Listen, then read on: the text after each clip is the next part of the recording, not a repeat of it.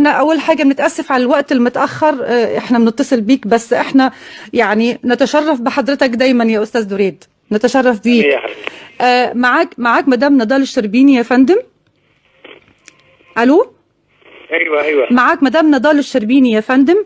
احنا عايزين نرتب معك مع حضرتك ومع مجموعه من الفنانين السوريين والمصريين عشان نوقف مع جيشنا العربي السوري والعربي المصري. نعم.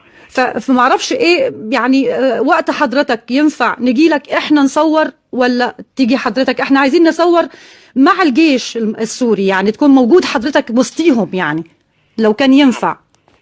نعم ينفع يا فندم؟ والله اهلا وسهلا يا قلبي، امتى ما حبيته.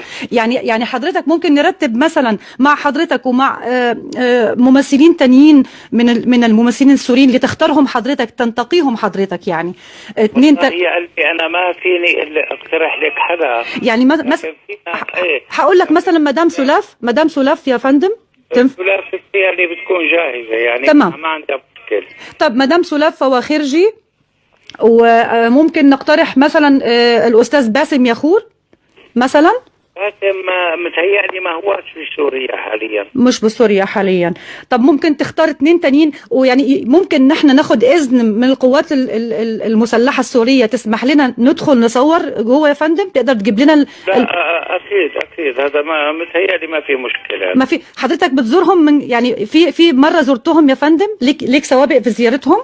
ولسه أول امبارح كنا بواحدة من السكنات زرناهم بمناسبة عيد الجيش يلي هو بيصادف في 1 أغسطس. يعني حضرتك كنت قريب مع ما شاء الله عليك يا فندم، سباق دايما، ما شاء الله عليك يا فندم، ما شاء الله عليك.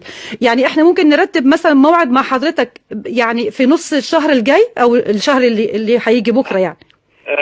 بهالحالة لقلك أنا بفضل ترتبوا هذه الأمور مع مديرة قناة سوريا دراما، لأنه هي اللي رتبت الأمر مع الجيش يعني. يعني لما حضرتك كنت أول امبارح رتبوه هم الموعد ده يا فندم.